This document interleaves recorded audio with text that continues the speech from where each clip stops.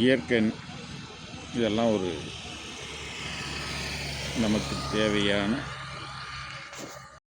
அந்த காலத்தில் நமக்கு பயன்படுத்தக்கூடிய ஒரு செடிகள். இந்த மாதிரி செடிகள் இயற்கையாகவே எல்லா இடத்துலையும் வளரும். இதை பாருங்கள், இது ஒரு ஏரி. இதில் ரோடை போடுறேன்னு சொல்லி சென்டரில் ரோடை கொண்டு வந்து இது ஒரு ஓடை. பக்கத்தில் ஃபுல்லாக காடுங்க.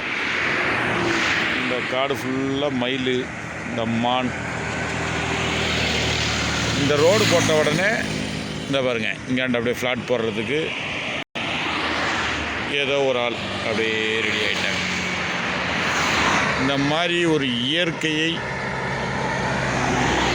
நிறைய வீணாக்கிறதுன்றது இதுதான்.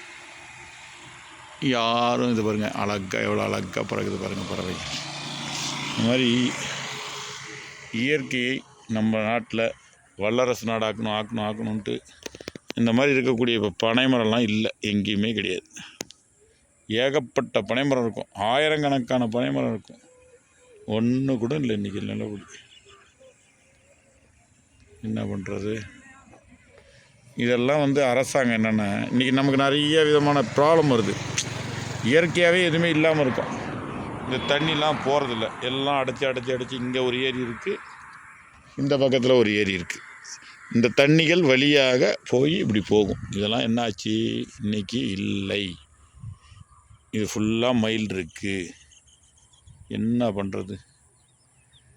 இதெல்லாம் சவுக்கு தொப்பு அது இது இந்த மாதிரி இயற்கை இருந்தால் தான் எந்த ஒரு நமக்கு கிடைக்கக்கூடிய ஆக்சிஜன்லாம் நிறைய கிடைக்கும். ஊருக்கு ஒரு அரச மரம் வேணும். அரச மரம்லாம் இதெல்லாம் வெட்டிட்டாங்க. அந்த மாதிரிலாம் அந்த காலத்தில் இந்த காயெல்லாம் வியாதிகள்லாம் இல்லாமல் இருந்தது. இன்னைய நிலவரப்படி அருகம்புல் இதெல்லாம் ஊருக்கு முன்னாடியே இருக்கும். இது தர்பை, இந்த மாதிரி பாருங்கள், ஏகப்பட்ட விஷயங்களை இன்றைக்கி நம்ம அழிச்சிட்டு வந்துட்டுருக்கோம். இது ஃபுல்லாக அங்கே நிற்கிறது தான் தர்பை தான். இதெல்லாம் என்ன பண்ண முடியும்? எதாவது பண்ண முடியுமா? நம்ம இன்னும் கொஞ்சம் நாள் ஆச்சுன்னா அதுவும் போயிடும். அதெல்லாம் விளைச்சலாக்கி காசாக்கிடுவாங்க. இதெல்லாம் ஈஸியாக கிடைக்கக்கூடிய பொருளை காசாக்கக்கூடிய சூழ்நிலை. தண்ணிக்கு வந்த நிலை தான். தண்ணிக்கு இன்றைக்கி காசுக்கு வாங்கி குடிக்கிறோம் இல்லைங்களா? அன்றைக்கி தண்ணி காசு இல்லாமல் குடிக்கும்போது நல்லா உடல்நிலை நல்லா இருந்துச்சு. இன்றைக்கி தண்ணி காசு கொடுத்து குடிக்கும்போது கல் அது இது எந்த பிறக்கிற குழந்தைக்கும் கல் வந்துடுது. எல்லோரும் கொஞ்சம் சிந்தித்து விளைநிலங்களை ஃப்ளாட் போடாதீங்க தயவுசெய்து. அதுக்குண்டான கவர்மெண்ட் அப்ரூவ்டு கொடுக்காதீங்க தயவுசெய்து. அதை ஃபாலோ பண்ணுங்கள். அதிமுக ஆட்சியில் ஜெயலலிதா அம்மா கொடுத்தாங்க. அதுக்கப்புறம் திரும்பி அதே அதிமுக ஆட்சியில் அந்த அப்ரூவ்டுக்கு இதாகிடுச்சு.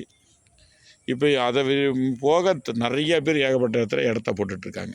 இப்போ இது ரோடாக்கிட்டாங்க. ரோட்டுக்கு இவ்வளோ காசுனோன்னு அது வரைக்கும் போயிடுச்சு. இப்போ செத்தினி நிலங்கள். தயவுசெய்து நம்ம மக்களாகிய நமக்கு வேணும்னா என்ன பண்ணணும்?